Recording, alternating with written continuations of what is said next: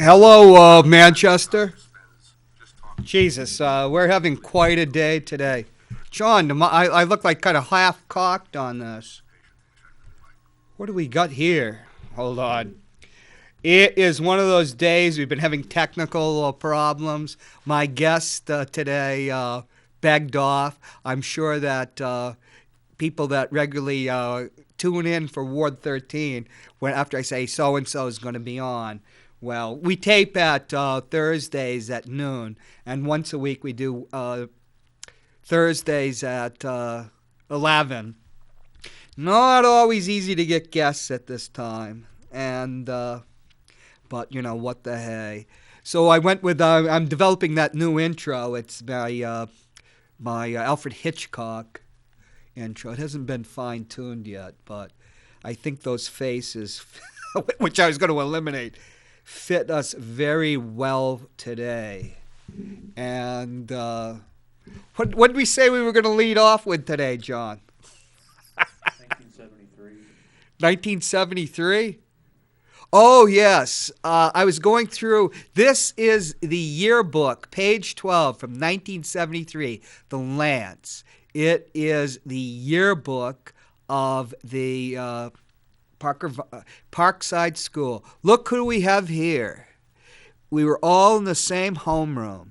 There's Keith Hirschman, and just below Keith Hirschman is Jon Hopwood, your host of Ward 13.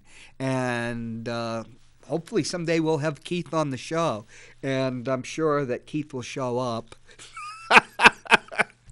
Well, our next thing is we're going to talk about Martin O'Malley. You remember there's no, well, let's see. Talk about a work-in-progress show. Let's go. I had everything laid out for the show, and then, sorry, I can't make it, which is fine, you know. Should have. Where is it? We got, in the Union Leader today, I don't know how you pronounce his name, Dan Tuahai.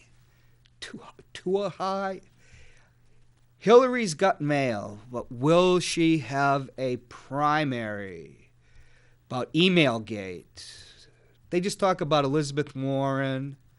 They have a couple of quotes by like Kathy Sullivan, who's on the DNC. She used to be, before Ray Buckley, she was the head of the New Hampshire Democratic Party. She calls it Deflategate, about the email scandal. Maybe we'll talk a little about that.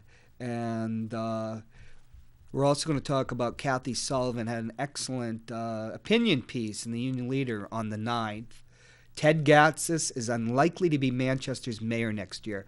But getting back to whether there's going to be a primary, this past Friday, up in Concord at Gibson's Bookstore, Martin O'Malley, the former two-term governor of Maryland, did one of his pre-official candidacy whistle stops. There he is with Pat Arnold, the former alderman who's running for mayor. And that's one of our guests that was on the show, Rob Werner. was on our show last year. And there is Pat with Congressman Hodes. There is that John. What's that a picture of? Is that the? Okay, we'll just wait that. Ray Buckley showed up. He lasted about 10 minutes. He didn't wait for Martin O'Malley to come in. You know, as we know, he's a big Hillary supporter. And but he did go to the breakfast the following day at Chris Pappas' house.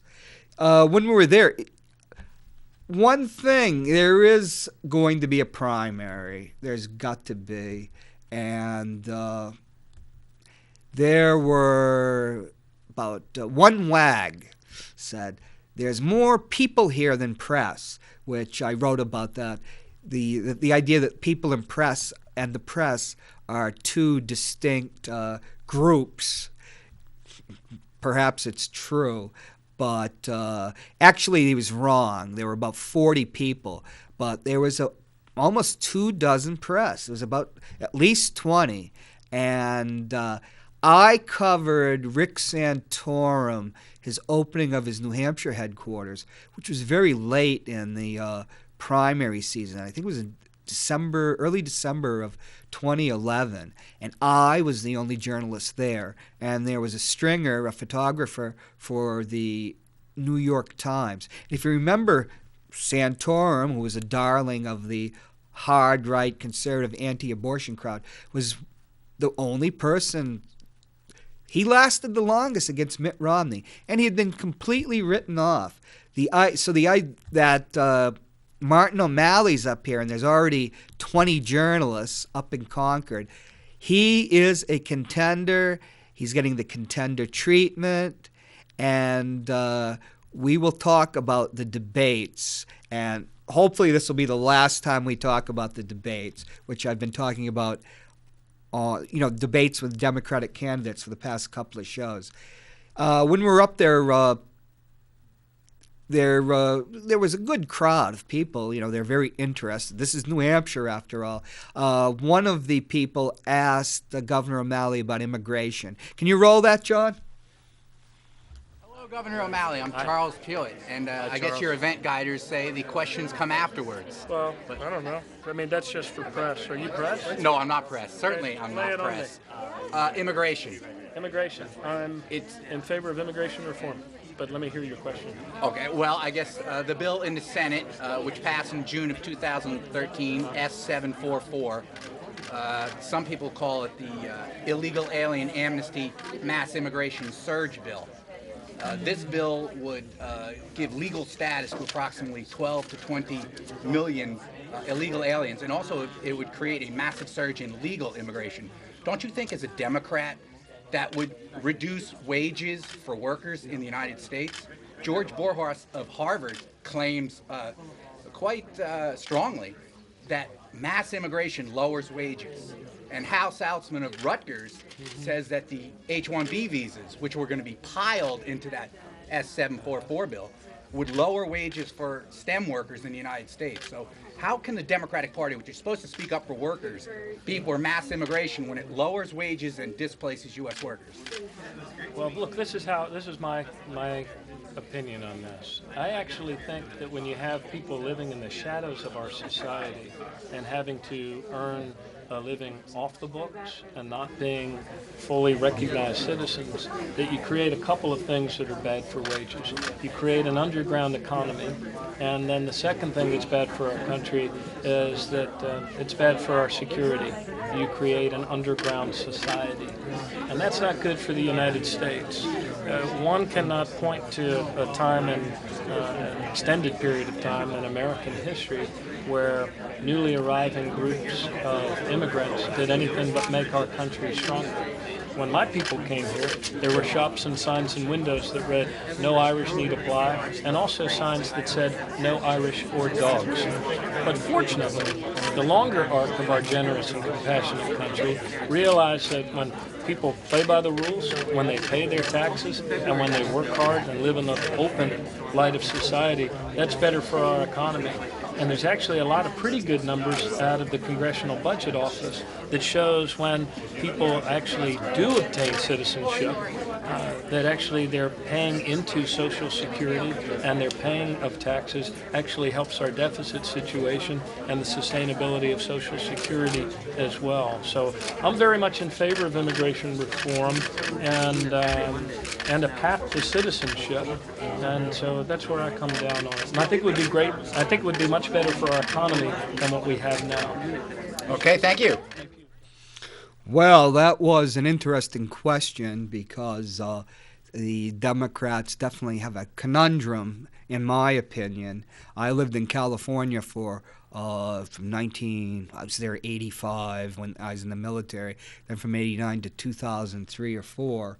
And I'll just tell you, the interesting thing about the Republicans was there was governor, senator.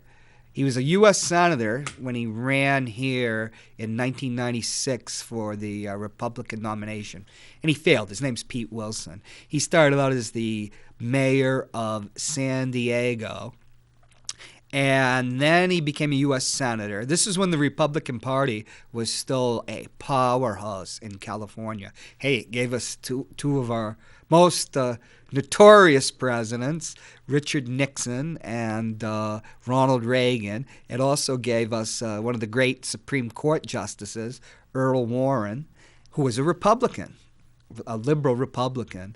There it was such a thing at the time. Pete Wilson made his career bashing immigrants. They used to teach us about the post-Civil War. It was called the waving the red shirt.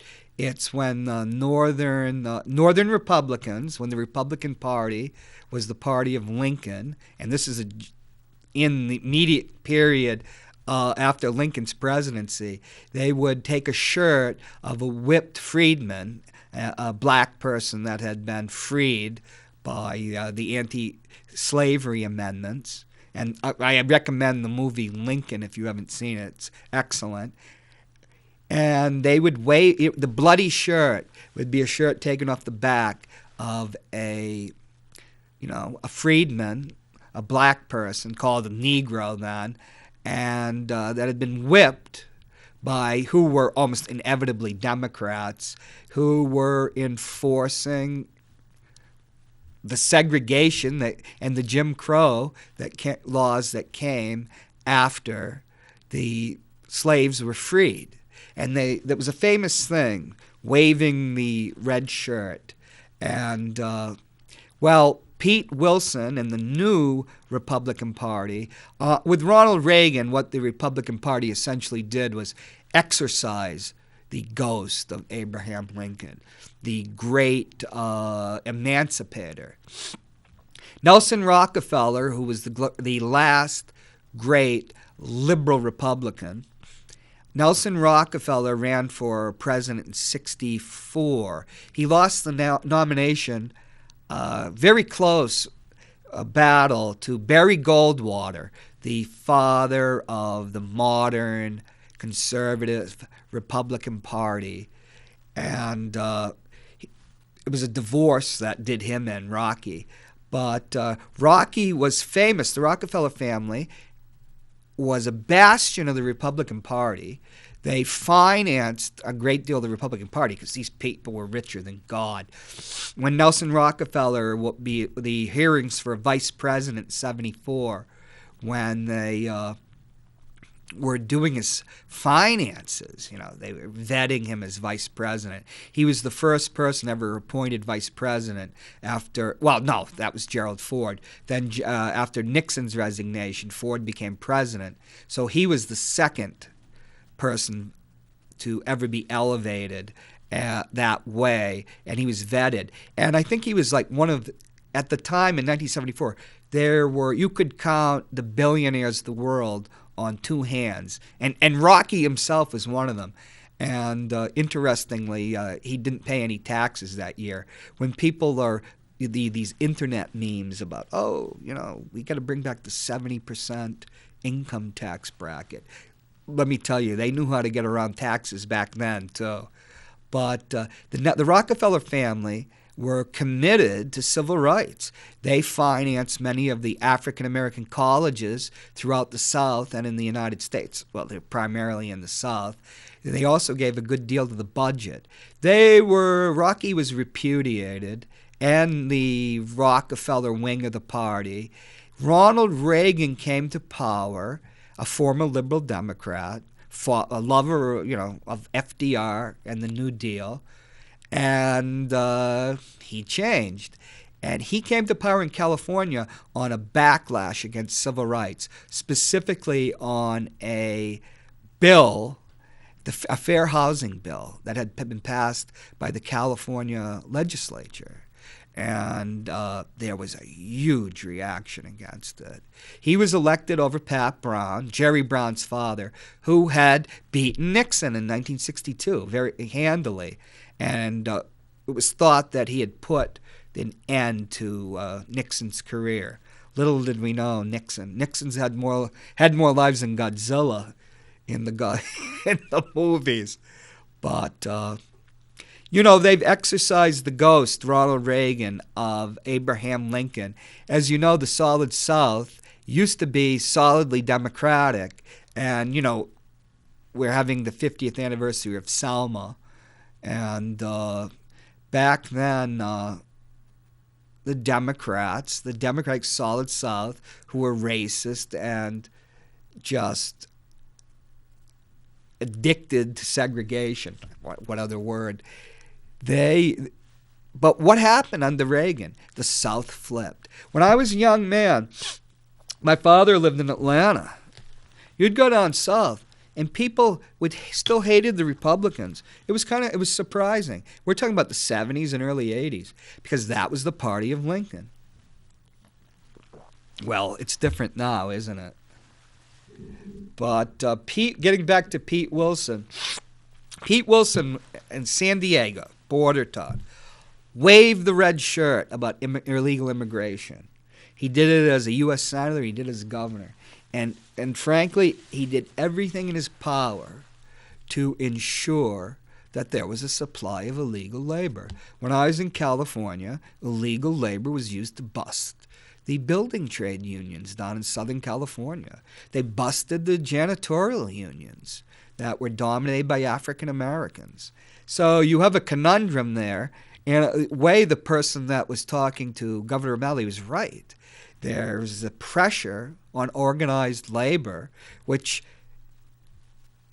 Wisconsin is the latest state that would have been considered a liberal bastion, to now have a right-to-work law. Michigan is a right-to-work state. These things are unthinkable. My family was a General Motors family, so I know Michigan.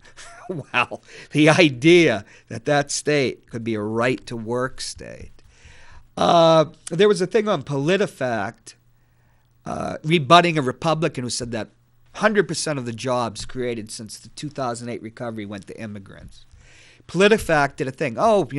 Completely false. Only 41% of new jobs since 2008 went to immigrants, both legal and illegal.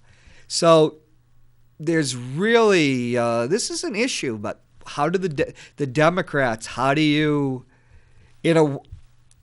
it's almost insoluble, because O'Malley's right. These people are here. These people are in the economy. Back in a border state governor, George W. Bush. Remember when he came up with the Social Security, that new people coming in were going to be 40%? That was also part of a proposal in think tanks to, legalize all this pool of immigration. They were going to come in. They were frankly going to get the shaft. They were going to only get 40%. Oh, this politics, But that was a major issue with the Republicans, but they can't even deal with it. It's a changing world, but it's interesting. The immigration in California, it just completely changed the place within a generation. And it's the future. How do you handle it? Where are the jobs? Where are the jobs going to be created? When Martin O'Malley talks about it with compassionately, my forefathers and mothers came from Ireland, Quebec. They came from Scotland. One of how you would import intellectual capital in the old days.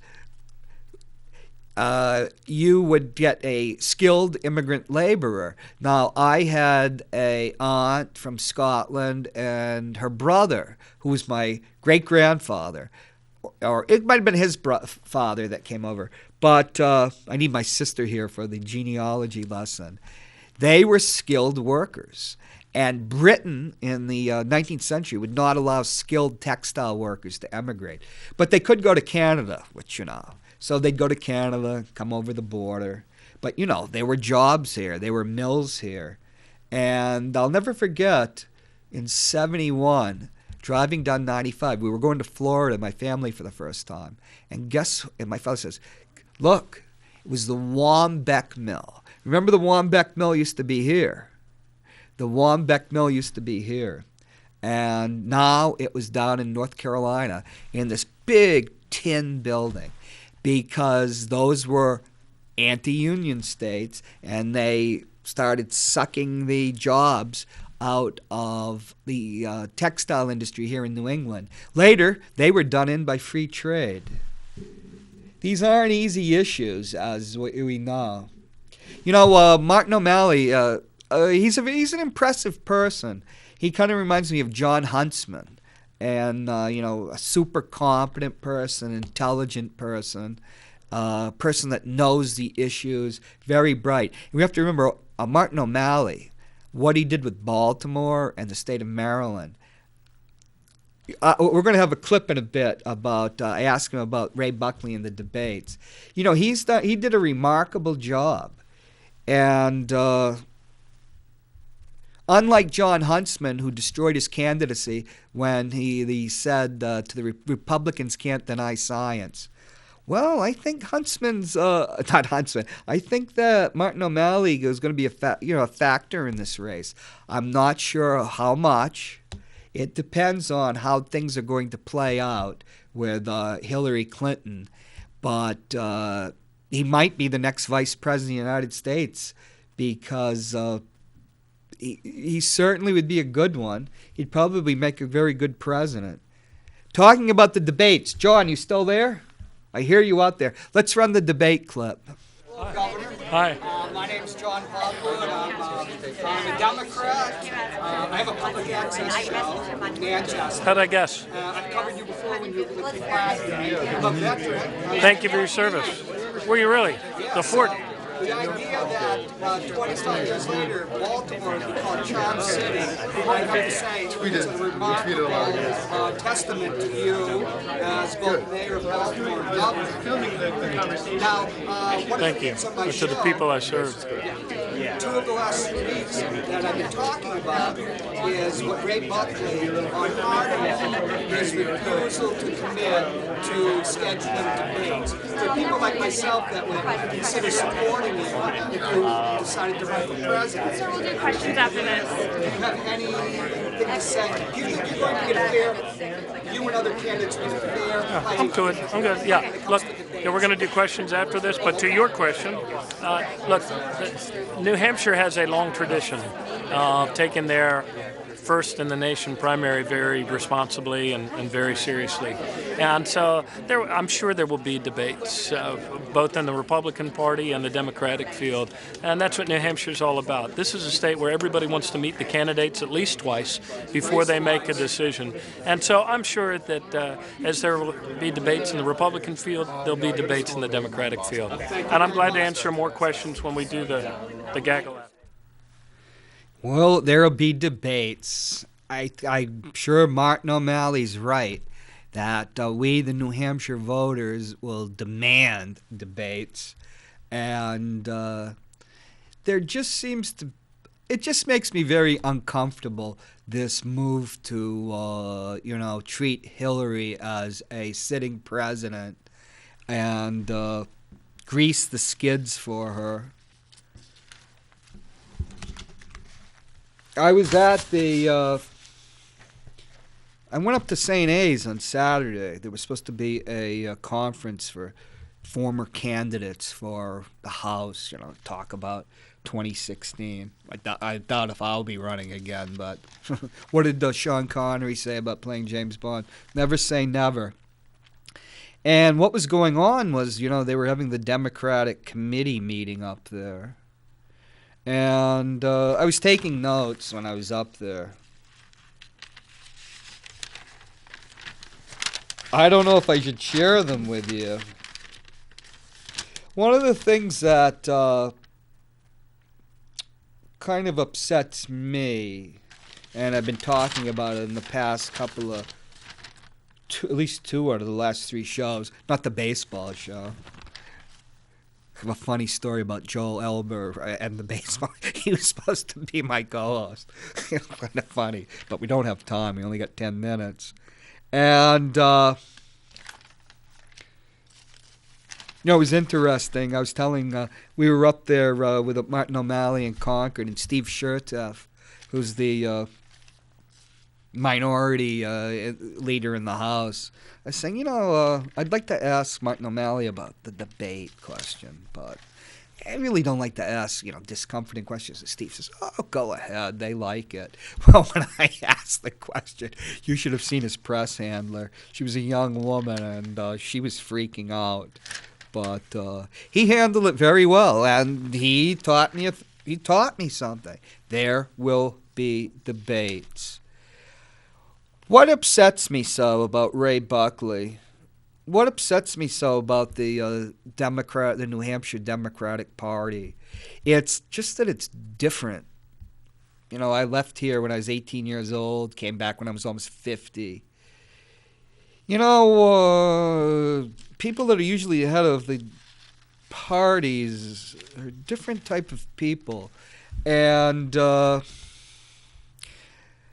tell you what, when I was up there, the Chris Pappas for Congress movement is fully underway. There are a bunch of young men, late 20s, early 30s, with draft Chris Pappas buttons. I asked them, what's draft? It said draft Pappas. I said, what's draft Pappas, man? As if I don't really know. But in a way I didn't. He says, oh, it's draft Chris Pappas. And I say, I volubly object. I hear John outside. John, do we have the picture of Carol Shea-Porter? And me? And moi? Carol is my candidate. She's a candidate of progressives and literally hundreds of thousands of people. All we want for her and in the presidential primary is a fair and level playing field. Democracy in the Democratic Party. Thank you. We'll see you next week. The time has come for us to say sayonara. My heart will always be yours for eternity.